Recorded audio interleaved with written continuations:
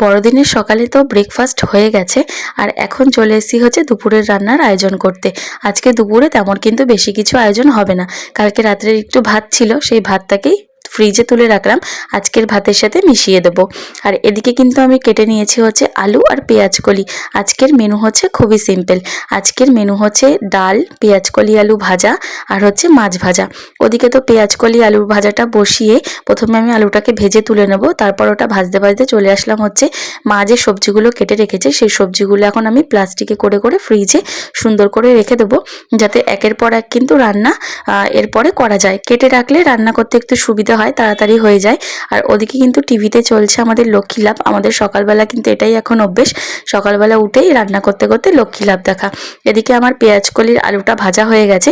এবার আমি একে একে লঙ্কা দিয়ে, তারপর কিন্তু পেঁয়াজ কলি দিয়ে নুন হলুদ দিয়ে একবারে কিন্তু ভাজাটা বসিয়ে দিয়ে এদিকে বর ফোন করেছে, ওর সাথে একটু কথা বলছি। কালকে রাত্রেবেলা ফোন করেনি বলে একটুখানি রাগারাগি করছিলাম, তারপর আস্তে আস্তে কিন্তু আমার রাগটা ঠিক ভাঙিয়েই দিয়েছে। তারপর আর কি একটু হেসে হেসে কথা বলে এটা ওটা বায়না করে তারপরেই ফোন রেখে দিলাম, বললাম এবার রাখো, আমার এবার রান্না করতে যেতে হবে। ওদিকে কিন্তু আমার ডালটা হচ্ছে, আর তারপর কিন্তু আমি এখানে স্যালাডটা কেটে নিচ্ছি। আজকে স্যালাডে আছে হচ্ছে শসা, গাজর আর হচ্ছে লেবু।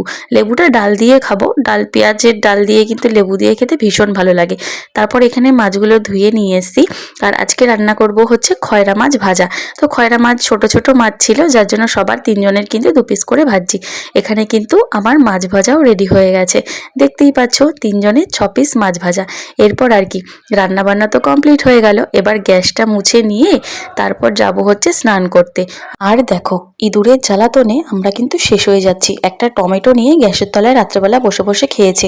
এইরকম যে আরো কত জিনিস নষ্ট করছে তোমাদের কি বলবো, ছাদে গেলে তো আরো অবস্থা খারাপ। তো আজকের ভিডিওটা এই পর্যন্তই।